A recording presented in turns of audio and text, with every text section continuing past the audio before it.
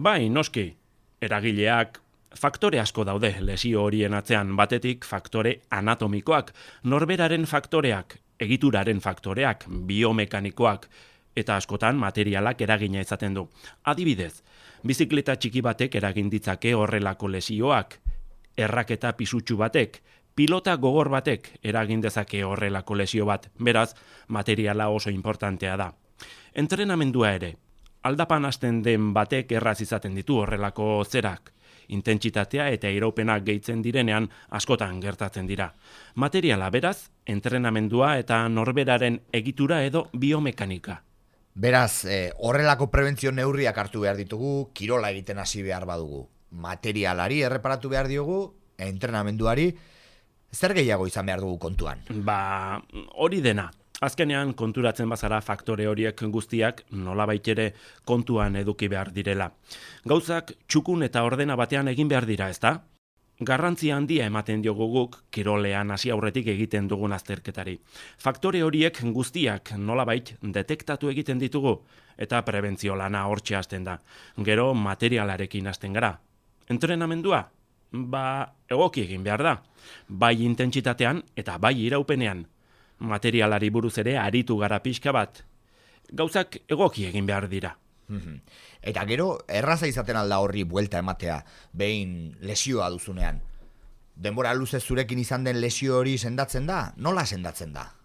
Ez, arazoa da hasieran esan dugun nola gainkarga lesioak bapatean ez diren gertatzen. Pixkanaka gertatzen den lesio bat dela.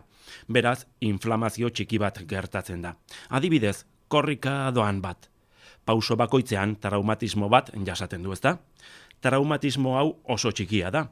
Horrek eragin dezake adibidez, zapatila txar batzuengatik traumatismo txiki bat, inflamazio txiki bat. Arazoa zein da?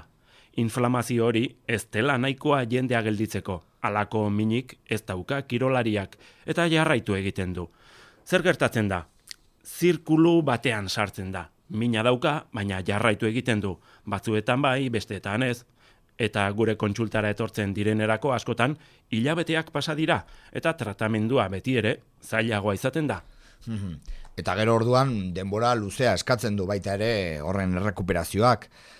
Ala hori ere kasu bakoitzean ezberdina izan daiteke.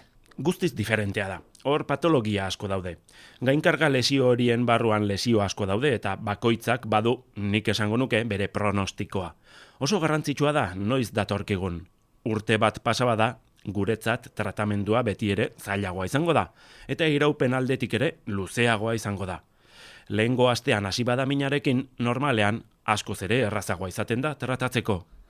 Eta zuri tokatu altzaizu, Aitor, zure kontsultara joan, gainkarga duela esan, gainkargak eragindako lesioren bat, eta ohiturak aldatu behar dituela, goitik behera aldatu behar dituela.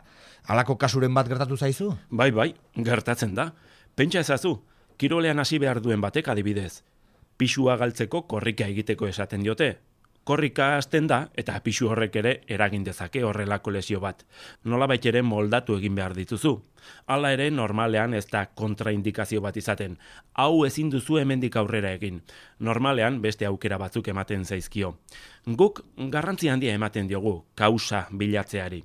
Zeren gauza bat da tratamendua egitea, nik lesio bat kendu nezake, baina faktorea hor dago.